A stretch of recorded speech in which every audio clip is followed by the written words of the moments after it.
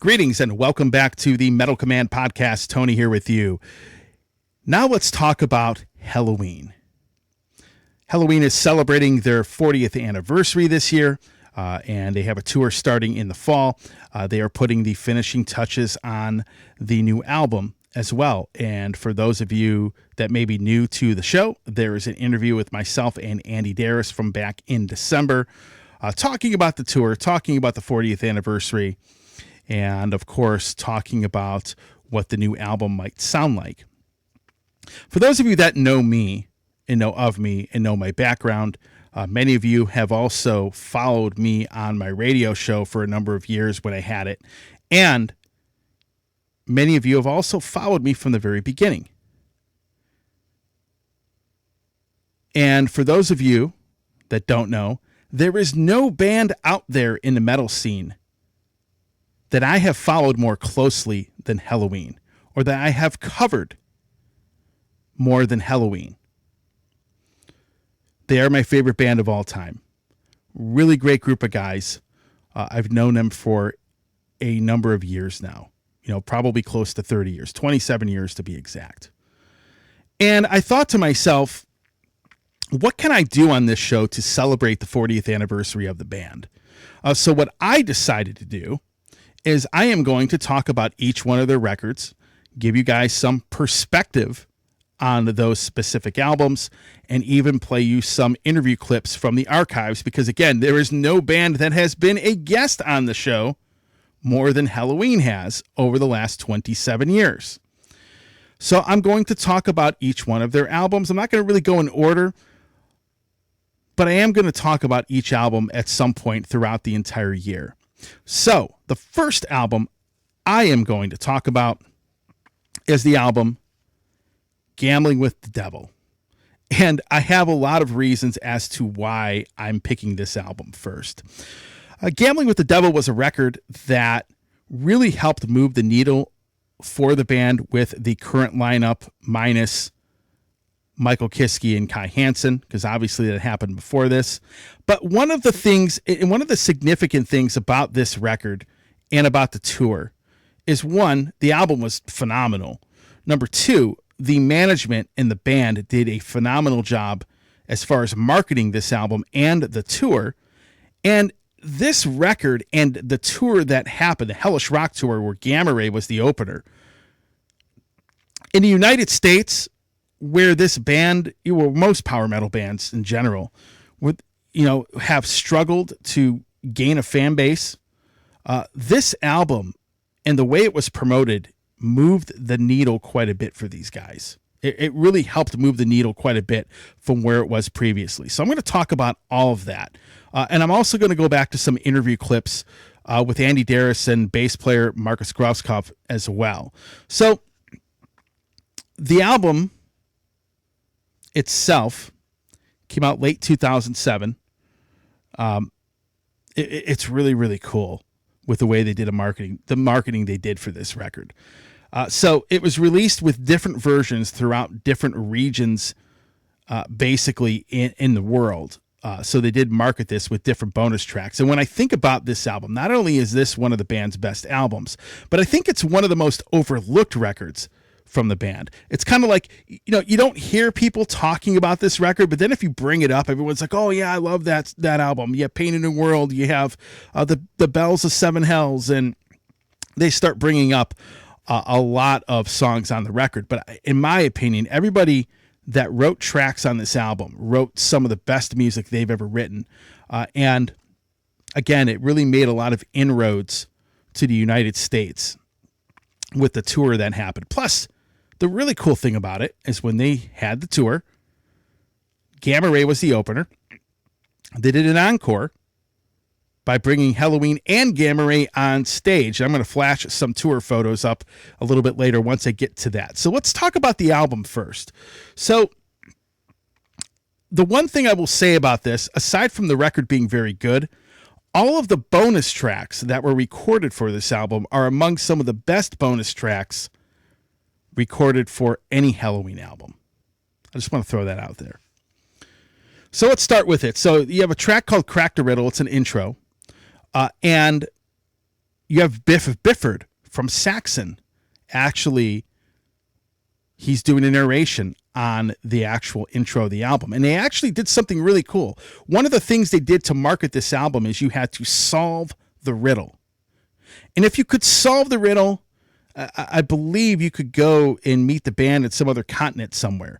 But instead of me telling you this, why don't I tell you what Andi Deris had to say about it in August of 2008 when talking about the Crack the Riddle and the whole purpose behind it and how Biff got involved. Check this out. The intro of the album, called Crack the Riddle, had Biff Byford of Saxon doing the narration. And how did you hook up with him to do your narration to start the album off? Oh, we know each other since years because we're playing the same festivals. Like every second summer, the bands are on summer festivals, and certainly you know the people. And I used to sing a song. It's called "I Need to Rock." I sang it together with Lemmy from Motorhead and Biff from Saxon and Angry from Roaster 2. And it's a great song. It's probably being out in October as a download thing, like a fan thing. It's like a heavy metal AC/DC song, if you ask me. You, I really like it. You, Biff, and Lemmy singing a song together. Yeah, it's very nice, very interesting. It's got to be interesting. Yeah, and I was kind of the greenhorn being asked to sing as well, because in comparison with those guys, they are icons, and I'm a newcomer icon. Well, what was it like singing with Lemmy? Yeah, it's cool. He's got to be an interesting character. Yeah. I mean, at least these are like very different voices, so you don't actually need to listen twice to recognize the people, you know? Yeah. Because the voices are so far away from each other, it's just great. But it's blending great. It's really cool. Yeah, and because of that, the idea was to ask Biff if he would have fun to record that spooky, playground announcer kind of. Mm-hmm. And he did. It's cool. It's really cool. And it's called Crack the Riddle because it's the intro, which is important for the riddle inside the booklet. It's not very easy, but I think a metal fan can solve the riddle. It's like, you know, these rubber riddles where you have to rubber free something, and under it you find something, and which can help you to solve the riddle. And to solve the riddle, you also need that intro. Gotcha. Yeah, and we thought about like having prices on each and every continent, which means if you, for example, in US would win the riddle, you can choose to come with us onto another continent, like for Japan or Europe, whatever you like. Mm-hmm. And that's the main prize for the fans out there. Every continent has a winner and can choose for himself, can choose a continent to travel with us. Oh, that's pretty cool. Yeah, I think too. And that's Andi Deris from August of 2008 talking about how the whole Crack the Riddle contest started and how Biff ended up getting involved. And, you know, I forgot about that track that he sang with Lemmy and Biff as well. So just a bunch of three legends singing on a song, which is cool. You get to the second track, The Saints, probably one of the best songs Michael Wycath has ever written. Definitely one of my favorites from him. As Long as I Fall was the single. It was a song written by Andi Deris. Weirdly enough, that track at first I wasn't that into, but then after the second chorus and into the break when it goes into the solo, you know, the more I listened to the track, the more I liked the song. But that was the single released off of the album. And of course there was a Japanese single as CD single as well for that. I don't know if there was one in Europe or anywhere else, but I know in Japan, because I have it, they released that single. Then you have a song called Paint a New World. Now, one of the things, number one, this is one of the most incredible Helloween songs I've ever heard.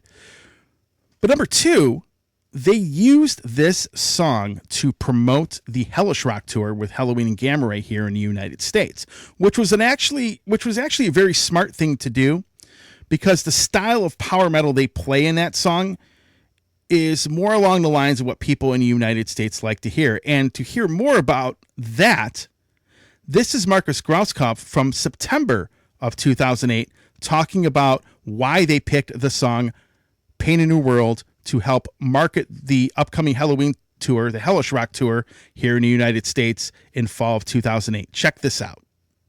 We got two new tracks in for the set in the States because we have a different single there. Mm-hmm. We did a little video clip for that, especially for the States.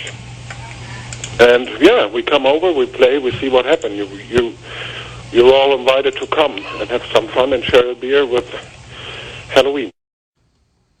Now, what track did you release for the U.S. and what video clip did you do? And what new video clip did you do from the new album? We did a clip for the song "Paint a New World." Oh, very good song. Yeah, because we talk to people and asking them what they, because the market is so different from what people do in Europe and what we do in Europe. So we're gonna ask people what they would like to have as a clip or as a single and stuff, and they pretty much decided that this song would be a nice track for America for like a single and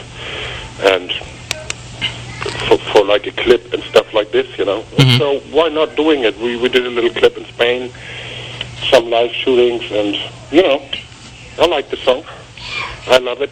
Yeah, because we were asking a lot of people in America and record companies, because we don't know so much about what the people would like to hear over there, and so it's been recommended by all those people knowing the American market.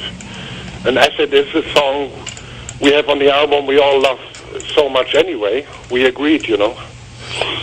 Yeah, it's my favorite song on the album. So, and yeah, good choice, good pick for a song, really good. All right.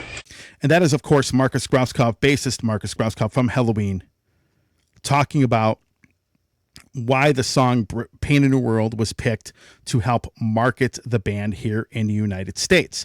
So you have another song after that, Final Fortune, really cool song. I believe that's a Markus Grosskopf composition, actually. Then you get into a trilogy of songs afterwards. The Bells of Seven Hells, a song called Fallen to Pieces, and another song called I Am Me. All three of them written by Andi Deris. All three of them, three of the best songs Andi Deris has ever written. And they have a really cool meaning behind the songs themselves. But The Bells of Seven Hells actually was a song I played on my radio show a lot. Just for whatever reason, that song of those three resonated with me the most.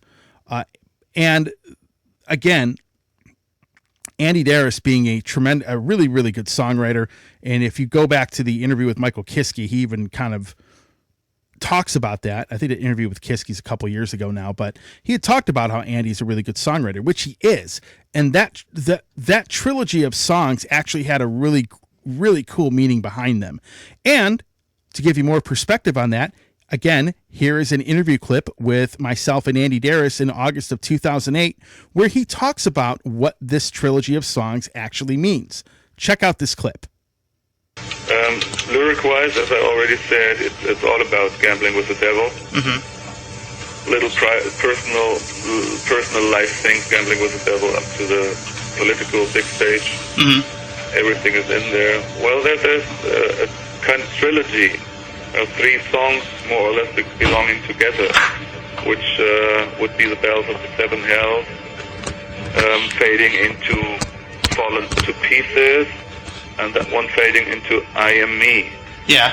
And these three more or less belong together, because it shows like the typical history of your own life up to the, again, political stage. Whatever you want to put in, you can. Yeah. You absolutely can. It's about that. The Bells of the Seven Hells, for example, is like the typical, if we take everyday's life, it's the typical thing that you don't know who you are. You just follow the one who shouts the loudest. That's like how all the wars started, or even your personal wars start and end up in a disaster. which means you're not yourself. You're not having the guts to stand up for yourself. You rather take the easy way and follow the others, you know, which is very, very dangerous, because if you look at my country's history, you know what can happen with that behavior. Yeah. So as a German, I know what I'm talking about. Then if something like this happens and you realize, like for example, the Second World War, later on, I think the people realized what they did by not showing civil courage, by not standing up and going against that system, but running with it like sheep, you know. And if that happens and everything went down to hell, then your life would fade into the second song, which would be Fallen to Pieces. And Fallen to Pieces is something like that process where you have to find yourself. You have to realize that you have to be responsible for your life. And you have to pick up the pieces.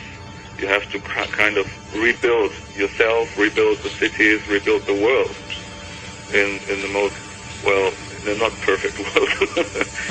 And then that whole process would hopefully lead into the third song, which is I Am Me, that you actually have the guts to really stand there as a personality and shout yourself. If something goes wrong, you stand up and say, well, that's not the right way. Shut up, sit down, leave that guy alone. If we think about Subway, or if we think about who kind of attack people. And you've seen a lot of people standing around and just watching, but not acting. You know, they are just they are just watching, as if they would watch a movie. But there is no courage to stand up and go against it. You know, it's unbelievable. I've seen some of these documentaries, like in Germany or France or Spain or all over the world, where you can see people attacking others, and the surrounding just watches. Yep. You know, it's unbelievable, but it happens day after day. It's unbelievable. And I Am Me, the last of this trilogy, is like, you are somebody, you stand up, you learned from your past, and you say, this will never happen again, because I am me, and I know what I'm standing for, and you know, something like that. Yeah, you really stand up, you show courage, you know who you are. You don't need anybody to tell you where to go to, because you know exactly what's wrong, right? All right. And these are, as I say, in the whole gambling with the devil content, it's just it's for me a trilogy which stands for myself, actually, which stands for my last 20 or 30 years, where I learned to be myself, where I learned not to follow others simply or only because they're shouting louder than the others. You know, I think this is very important in our life. And that's Andi Deris talking about the trilogy of songs, The Bells of Seven Hells, Fallen to Pieces, and I Am Me. I love those three tracks, and those are three of my favorite songs on the album. And then you go down the album, you have a song called Can Do It, kind of a funny song, really cool. Michael Wyckoff wrote that. You have a song called Dreambound, which actually has one of the coolest guitar riffs in the opening of the song. It has a really cool guitar riff in the beginning of it. It's a great song. And then Heaven Tells No Lies, easily one of the best songs on the album. Overall, this is one of the heavier albums the band has ever put out. And it had a really great theme. It just, everything about it was really well done. I mean, it was almost pretty much like the band and the management flawlessly marketed this tour and this record. And here's how the album was actually marketed around the world. So if you notice, I have 4 versions of this album. Now, it was eventually reissued. This reissue is with all the bonus tracks. This actually, when I look at this, hold on. There it is. Nuclear Blast eventually reissued this. It's been reissued on vinyl too, a multitude of times. I own a couple versions of that on vinyl. The album was also originally pressed on vinyl via SPV, which was the record label they were on at the time. This, of course, is the Japanese version. You have the American version, which has some enhanced tracks. And then, of course, you have the, I'm looking at this right now. Yeah, this is the European version of it. So they had a different version for each major region. And what they did, and I want everybody to keep in mind that we were in the advent of social media, meaning that MySpace was about the only real social media platform that had, kind of gone mainstream that everybody was using. So you didn't have streaming. I mean, MySpace, actually, you could stream, I think it was like 4 songs on your website, but you didn't have streaming in the way that it's done today. And you didn't have Facebook, Twitter. I mean, these things were like in their infancy back then, because this is 2007, 2008, right before a lot of these other platforms really took off. So the only thing you had was illegal downloading. But what they did is they gave a different bonus track or a different set of bonus tracks to each region. So you had one for North America to basically promote the tour. You had one in Europe. You had the Japanese version of it. I'm sure they might have had different versions for other regions around the world, but that's what they had. So like the Japanese version had a song, I'm looking at it, We Unite, which is actually my favorite of the bonus tracks. This version that I'm looking at right now is the American one. So the American version was really cool because you had a song called Never Surrender. And then what they did is they just threw on 2 more B-sides from the Keeper Legacy album, Run, and then, of course, Revolution. And then you had the European version, which had, I'm looking at it right now, See the Night. And then, of course, you had Find My Freedom, which was a song that was also the B-side to the Japanese single, As Long as They Fall. So they did this to market the band in these different regions. Now, I don't know if this was an intended consequence or an unintended one, but when they did this, the talk on the internet, on the forums and the groups, were about the bonus tracks. In fact, there were people going out there and collecting every edition like I have here. Now, eventually, they have the newest version, the remaster, which has all the bonus tracks. But it generated a lot of talk online because people were trading versions, people were buying all the versions and talking about the songs, and it really generated a lot of talk. And it really helped promote this album. So let's get into the tour. The tour is interesting. It's a really, really fun story. This tour was really well promoted. And what they ended up doing was they ended up touring with Gamma Ray. Now, this is kind of a precursor. It's really not a reunion per se, but this was kind of like the beginning of Pumpkins United, even though they didn't intend it to be, because Pumpkins United wasn't even thought of back in these days. But what they did is Kai Hansen got back on stage with Helloween and the rest of Gamma Ray, and they did 2 songs at the end of each show, Future World and I Want Out. And I'm going to flash up some pictures here from a couple shows that they did and some of the fun that we had during that time. But that tour was phenomenal. It really, really was. Because to see Gamma Ray live opening for this band was great. But it was really cool watching Kai, Sasha, and Wyke play together on stage. People see the band now and they notice that this is something that, they see every night. Back then, aside from, a couple, back then you saw Gamma Ray and Helloween get on stage together, and it was really kind of unheard of because they really hadn't done a tour like that. I don't think these bands even toured together. If I recall, look at my history, I don't think they have. So this tour was really cool. Not only was the set list great, but watching Andi and Kai sing these 2 songs on stage together was really a fun thing to watch. It really was. And you ended up getting to see 2 of the best power metal bands in existence. Now, I will tell you, in the United States, this generated a lot of talk about the band. So let me give you folks out, people that aren't living in the United States, people outside of the USA, let me give you a little bit of history about the band. So the reason this tour moved the needle a lot for them is, number one, Helloween had two major tours back in the 80s. They had the 1987 tour where they played with Grim Reaper and Armored Saint. It was a Headbangers Ball tour with MTV. They had another tour not long after that where they toured with Exodus and Anthrax. You know, two of my favorite thrash metal bands of all time touring with Helloween. That was another Headbangers Ball tour. And then what ended up happening is that the lawsuit with Noise pretty much was a big part of a big reason it prevented the band from coming over here and playing.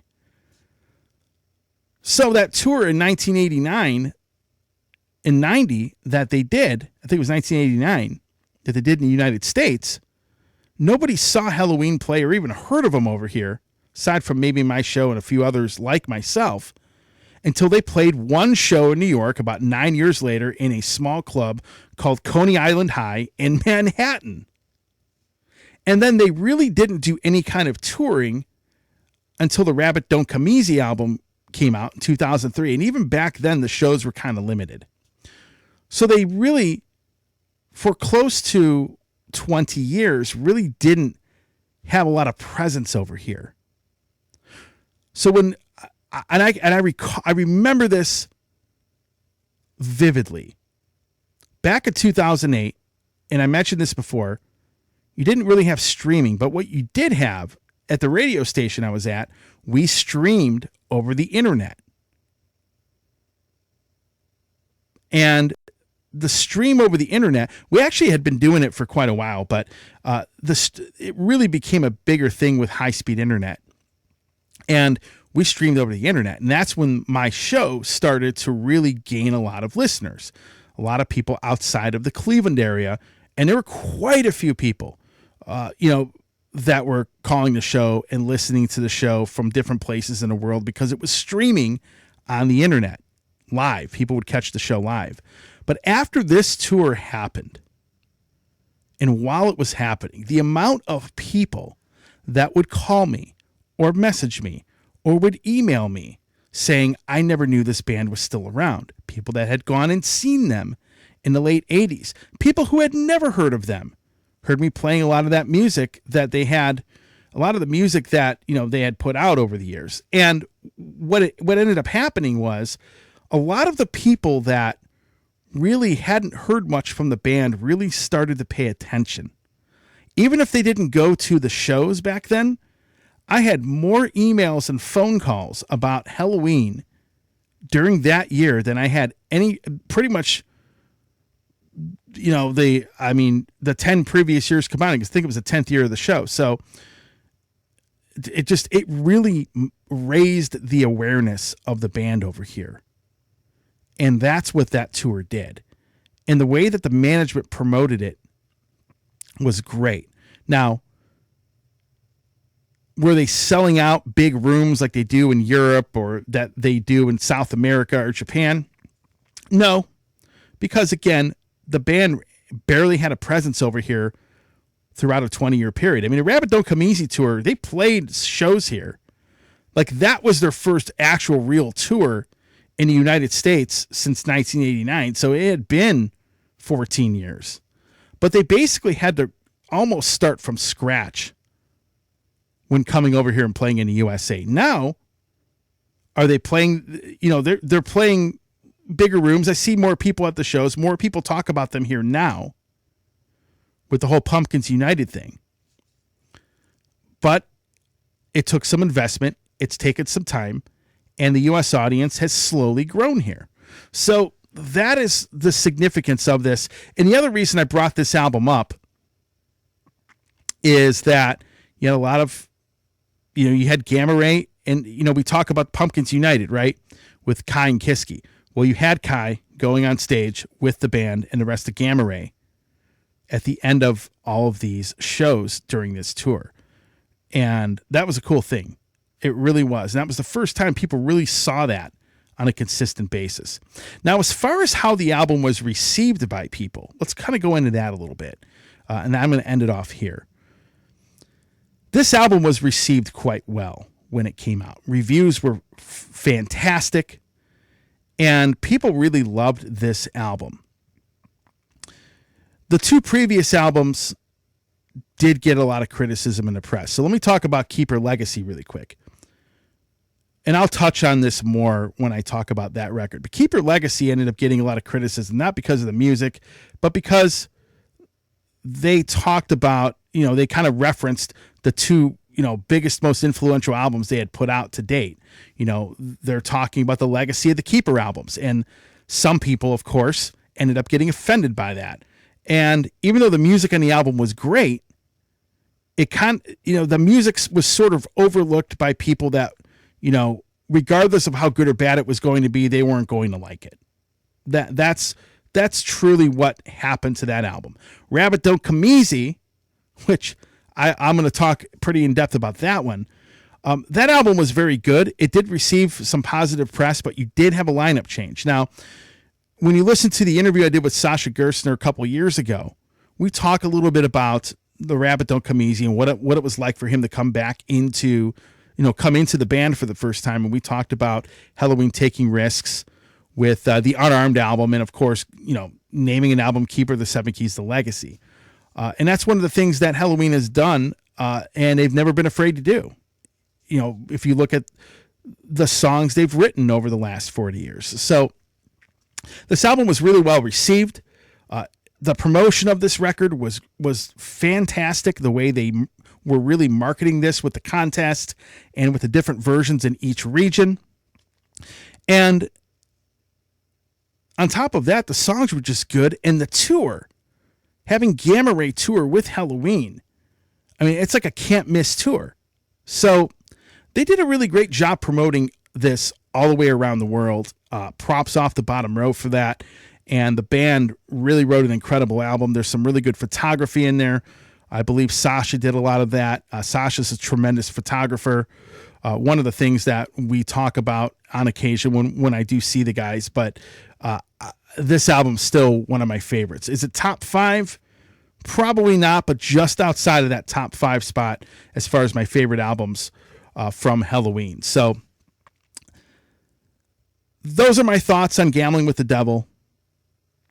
And I hope you enjoyed a trip back in time with some of the interview clips as well. So, hey, everybody. Tony here from the Metal Command podcast. Again, I appreciate your support. Since 1998, I have hosted this show in one form or another, starting off in radio and now in the podcast format. Again, thanks for watching. And if you like what you see and hear on this show, by all means, please hit the subscribe button, hit the little bell to be notified anytime I do post a video. And if you see this program on any other form of social media, please give me a follow there. Again, I always appreciate your support.